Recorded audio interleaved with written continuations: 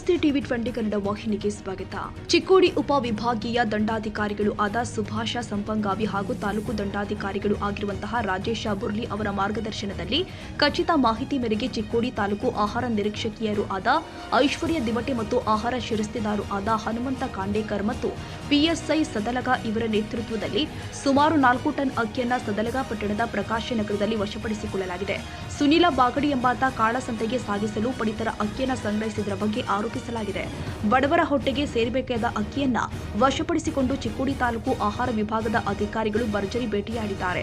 ಸದಲಗ ಸೇರಿ ಸುತ್ತಲಿನ ಹಳ್ಳಿಗಳು ಆದ ಬೇಟಕಿಹಾಳ, ಭೋಜ, ಶಮನೆವಾಡಿ, ಶಿರದವಾಡ ಸೇರಿ ಸದಲಗ ಪೊಲೀಸ್ ಠಾಣೆಯ ಹದ್ದಿನಲ್ಲಿ ಬರುವ ಅನೇಕ ಹಳ್ಳಿಯಲ್ಲಿ ಪ್ರತಿ ತಿಂಗಳು ಬಡವರಿಗೆ ಸೇರಬೇಕಾದ ಅನ್ನಭಾಗ್ಯ ಯೋಜನೆಯ ಅಕ್ಕಿಯನ್ನ ನೆರೆಯ ಮಹಾರಾಷ್ಟ್ರಕ್ಕೆ ದಲ್ಲಾಳಿಗಳಿಂದ ಕಾಳಸಂತೆಯಲ್ಲಿ ರಾಜರೋಷವಾಗಿ ಮಾರಾಟ ಮಾಡಲಾಗುತ್ತಿದೆ ಎಂದು ಸಾರ್ವಜನಿಕರು ದೂರುತ್ತಿದ್ದಾರೆ.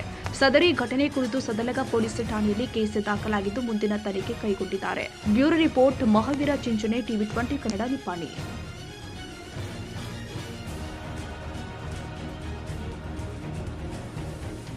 ಕನ್ನಡಿಗರ ಮೆಚ್ಚಿನ ನಿಮ್ಮ ಟಿವಿ 20 ಕನ್ನಡ ವಾಹಿನಿ ಇದೀಗ ಟಿವಿಯಲ್ಲಿ ಲಭ್ಯ. ಕರ್ನಾಟಕ ಮತ್ತು ದೇಶ ವಿದೇಶದ 360 ಡಿಗ್ರಿ ಸುದ್ದಿ ವಿವರವನ್ನ ಪಡೆಯುವುದಕ್ಕೆ ಟಿವಿ 20 ವಾಹಿನಿಯನ್ನು ಲೈಕ್ ಮಾಡಿ, ವಿಡಿಯೋಗಳನ್ನು ಶೇರ್ ಮಾಡಿ, ಕಮೆಂಟ್ ಮಾಡಿ, ಸಬ್ಸ್ಕ್ರೈಬ್ ಮಾಡಿ.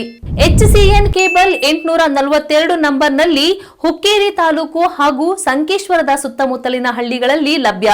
PCN ಕೇಬಲ್ 129 ನಂಬರ್ನಲ್ಲಿ ಹಾರುಗೆರೆ ಸುತ್ತಮುತ್ತಲಿನ ಹಳ್ಳಿಗಳಲ್ಲಿ ಲಭ್ಯ. ರಾಯಬಾಗ್ ಡಿಜಿಟಲ್ ಚಾನೆಲ್ ಕೇಬಲ್ 80ನೇ ನಂಬರ್ನಲ್ಲಿ ರಾಯಬಾಗ ತಾಲೂಕಿನ ಸುತ್ತಮುತ್ತಲಿನ ಹಳ್ಳಿಗಳಲ್ಲಿ ಲಭ್ಯ. UDCN ಕೇಬಲ್ ನೆಟ್ವರ್ಕ್ ಉಗಾರ ಸುತ್ತಮುತ್ತಲಿನ ಹಳ್ಳಿಗಳಲ್ಲಿ ನಿಮ್ಮ ಟಿವಿ 20 ಕನ್ನಡ ವಾಹಿನಿಯೂ ಲಭ್ಯ.